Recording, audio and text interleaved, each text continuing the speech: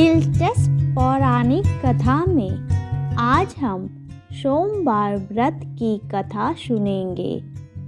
पहले समय में किसी नगर में एक धनी व्यापारी रहता था। दूर दूर तक उसका व्यापार फैला हुआ था। नगर के सभी लोग उस व्यापारी का सम्मान करते थे। इतना सब कुछ से संपन्न होने के बाद भी वह व्यापारी बहुत दुखी था, क्योंकि उसका कोई पुत्र नहीं था, जिस कारण अपनी मृत्यु के पश्चात व्यापार के उत्तराधिकारी की चिंता उसे हमेशा सताती रहती थी। पुत्र प्राप्ति की इच्छा से व्यापारी प्रत्येक सोमवार भगवान शिव की व्रत पूजा किया करता था और शाम के समय शिव मंदिर में जाकर शिव जी के सामने घी का दीपक जलाया करता था। उसकी भक्ति देखकर माँ पार्वती प्रसन्न हो गईं और भगवान शिव से उस व्यापारी की मनोकामना पूर्ण करने का निवेदन किया। भगवान शिव बोले, इस संसार में सबको उसके कर्म के अनुसार फल की प्राप्ति होती है। जो प्राणी जैसा कर्म करते हैं उन्हें वैसा ही फल प्राप्त होता है। शिव जी द्वारा समझाने के बावजूद माँ पार्वती नहीं मानी और उस व्यापारी की मनोकामना पूर्ति हेतु वे शिव जी से बार बार अनुरोध करती रही। अंततः माता के आग्रह को देखकर भगवान भोलेनाथ को उस व्यापारी को पुत्र प्राप्ति का वरदान देना पड़ा। वरदान देने के पश्चात भोलेनाथ माँ पार्वती से बोले, आपके आग्रह पर मैंने पुत्र प्राप्ति का वरदान तो दे दिया, परंतु इसका यह पुत्र 16 वर्ष से अधिक समय तक जीवित नहीं रहेगा। उसी रात भगवान शिव उस व्यापारी के स्वप्न में आए और उसे पुत्र प्राप्ति का वरदान दिया और उसके पुत्र के 16 वर्ष तक जीवित रहने की भी बात बताई। भगवान के वरदान से व्यापारी को खुशी तो हुई, लेकिन पुत्र की अल्पायु की चिंता ने उस खुशी को नष्ट कर दिया। व्यापारी पहले की तरह सोमवार के दिन भगवान शिव का विधिवत व्रत करता रहा। कुछ महीनों के बाद उसके घर अति सुंदर बालक का जन्म हुआ। घर में खुशियां भर गईं। बहुत धूमधाम से पुत्र जन्म का समारोह मनाया गया, परंतु व्यापारी को पुत्र जन्म की अधिक खुशी नहीं हुई, क्योंकि उसे पुत्र की अल्प आयु के रहस्य का पता था। जब पुत्र 16 वर्ष का हुआ तो व्यापारी ने उसे उसके मामा के साथ पढ़ने के लिए वाराणसी भेज दिया। लड़का अपने मामा के साथ शिक्षा प्राप्ति हेतु चल दिया।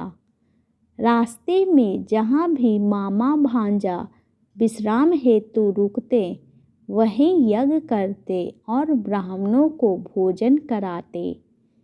लंबी यात्रा के बाद मामा और भांजा एक नगर में पहुँचे। उस दिन नगर के राजा की कन्या का विवाह था, जिस कारण पूरे नगर को सजाया गया था। निश्चित समय पर बारात आ गई, लेकिन वर का पिता अपने बेटे के एक आँख से काने होने के कारण बहुत चिंतित था। उसे भय था कि इस बात का पता चलने पर कहीं राजा विवाह से इनकार ना कर दे, इससे उसकी बदनामी भी होगी। जब वर के पिता ने व्यापारी के पुत्र को देखा तो उसके मस्तिष्क में एक विचार आया। उसने सोचा क्यों न इस लड़के को दूल्हा बनाकर राजकुमारी से विवाह करा दूं। विवाह के बाद इसको धन देकर विदा कर दूंगा और राजकुमारी को अपने नगर ले आऊंगा। वर के पिता ने लड़के के मामा से इस संबंध में बात की।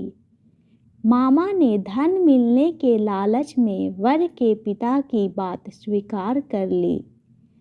लड़के को दूल्हे का वस्त्र पहनाकर राजकुमारी से विवाह कर दिया गया। राजा ने बहुत सारा धन देकर राजकुमारी को विदा किया। शादी के बाद लड़का जब राजकुमारी के साथ लौट रहा था तो वह सच नहीं छिपा सका और उसने राजकुमारी के ओढ़नी पर लिख दिया, राजकुमारी, तुम्हारा विवाह मेरे साथ हुआ था। मैं तो वाराणसी पढ़ने के लिए जा रहा हूँ और तुम्हें जिस नवयुवक की पत्नी बनना पड़ेगा वह कान्हा है। जब राजकुमारी ने अपनी ओढ़नी पर लिखा हुआ पढ़ा तो उसने काने लड़के के साथ जाने से इनकार कर दिया। राजा सब बातें जानकर राजकुमारी को महल में रख लिया। उधर लड़का अपने मामा के साथ वाराणसी पहुंच गया और गुरुकुल में पढ़ना शुरू कर दिया। जब उसकी आयु 16 वर्ष की हुई तो उसने यज्ञ किया।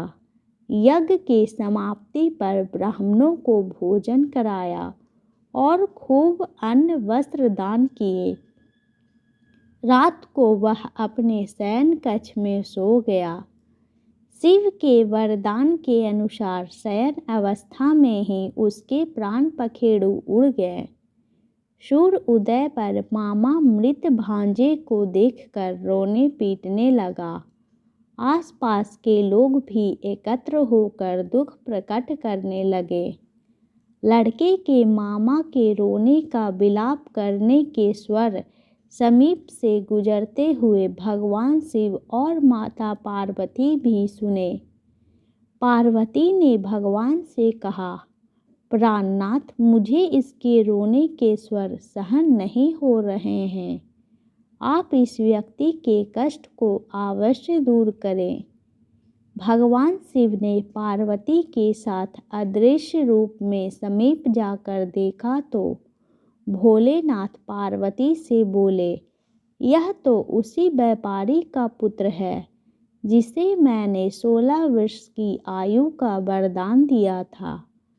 इसकी आयु पूरी हो गई है। माँ पार्वती ने फिर भगवान शिव से निवेदन कर उस बालक को जीवन देने का आग्रह किया। माता पार्वती के आग्रह पर भगवान शिव ने उस लड़के को जीवित होने का वरदान दिया और कुछ ही पल में वह जीवित होकर उठ बैठा। शिक्षा समाप्त करके लड़का मामा के साथ अपने नगर की ओर चल दिया। दोनों चलते हुए उसी नगर में पहुँचे जहाँ उसका विवाह हुआ था। उस नगर में भी यज्ञ का आयोजन किया।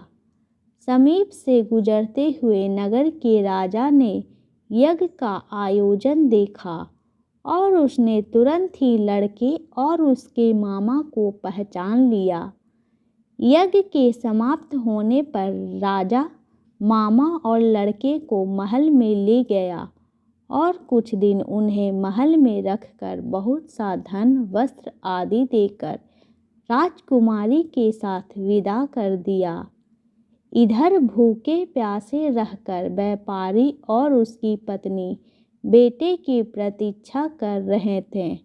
उन्होंने प्रतिज्ञा कर रखी थी कि यदि उन्हें अपने बेटे की मृत्यु का समाचार मिला तो दोनों अपने प्राण त्याग देंगे।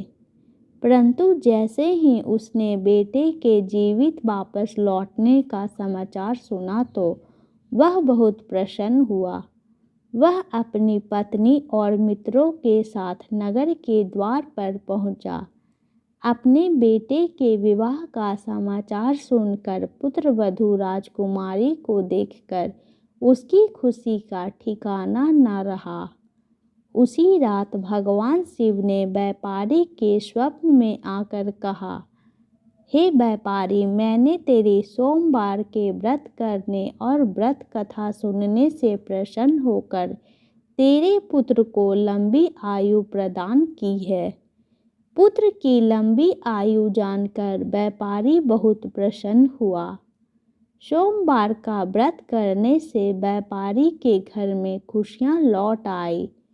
शास्त्रों में लिखा है कि जो स्त्री पुरुष सोमवार का विधिवत व्रत करते हैं और व्रत कथा सुनते हैं, उनकी सभी इच्छाएं पूरी होती है। Please like and subscribe my channel.